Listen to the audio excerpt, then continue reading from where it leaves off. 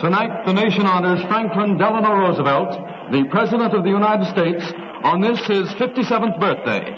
Thousands of birthday balls and parties are being held throughout the country to celebrate his birthday. Proceeds of the birthday celebrations will be given to funds being raised to fight infantile paralysis. In every great fight, some outstanding figure has always been the leader around which the momentum is centered. And so in this great war against infantile paralysis, it is only natural that the warriors have rallied around that individual who, by his own experience, has for many years given courage and hope to all those affected by this disease. Franklin D. Roosevelt, the President of the United States of America. My friends of our 48 states, of our territories, of our dependencies, and of the Commonwealth of the Philippines, I like to think that the celebrations being held from one end of the country to the other tonight are an indication of the national determination to wage unending warfare against a national peril. We are all engaged in a campaign which, because of special circumstances, requires that our effort shall be nationwide, unified, continuous. Infantile paralysis is an enemy which neither slumbers nor sleeps. It lurks in hidden places. It strikes without warning, whether the victim be child or youth, or man or woman of mature years. I emphasize the importance of a national, continuous campaign because experience tells us that epidemic diseases can be stamped out only through carefully directed work on a nationwide scale. We need, therefore, the cooperation of every state and county, every city and town, every hamlet and crossroads community in this work. Only by such cooperation has tuberculosis been brought under control in our lifetime, and only by the same concerted action will the scourge of infantile paralysis be stamped out. I should like to say just a word about the National Foundation for Infantile Paralysis. Not yet 2 years old, it is a mature and efficient organization working industriously to perform its functions with but one objective: the banishment of infantile paralysis. Last year, the National Foundation received all of the net proceeds of the birthday parties for its national work. And this year, 50%, half of the net proceeds of tonight's parties, will go to the National Foundation for Infantile Paralysis. But the remaining half, the remaining 50%, will be spent in the communities where the money is being raised. The funds will be administered through county chapters. These chapters of the National Foundation will be composed of those chairmen who have worked so hard to make this year's drive the success we all anticipate, and those other members of the communities whose association with medicine, public health activities, and other agencies give them special equipment to supervise infantile paralysis relief work in the local communities.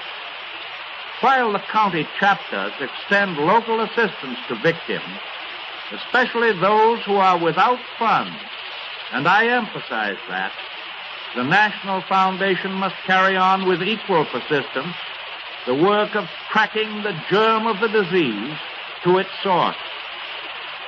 We believe that this basis of the division of funds will also afford a well-balanced division of activity between the central organization and the far-flung county communities. Thus, while the central organization directs the broad work of research and care and treatment, local relief will be carried out through county chapters in accord with the old fashion. In thanking all who have made possible the widespread celebrations being held tonight, I am informed that some 25,000 events are being carried out. May I, in passing, speak of one phase of this campaign which touches me personally. I refer to the fact that these celebrations to raise funds are being held on my birthday. I consider that as only an incident, and not a very important incident at that. By this I do not mean that I am insensible of the honor which the selection of my birthday for this effort implies.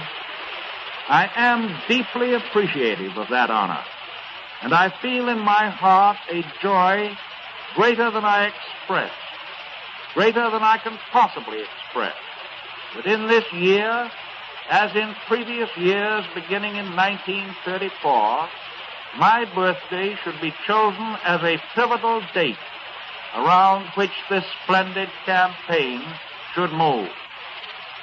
The point I wish to make is that the really important thing is the work itself.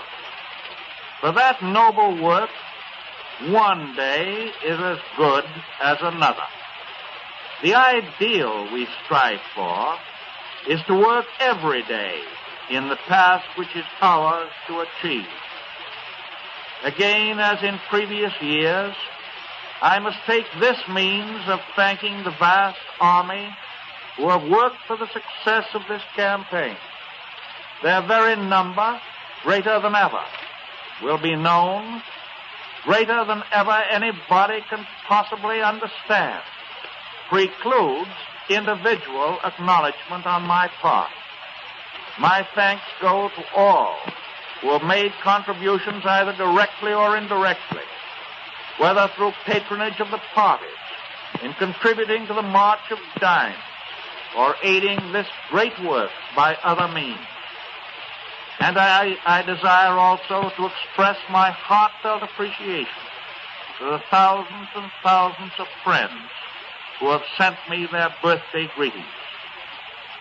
With my thanks to all of my countrymen goes from the depth of my soul a prayer that God will bless the work and the worker. The good cause must go on. Ladies and gentlemen, you have just heard the President of the United States, who has spoken to you from the White House on this, his 57th birthday.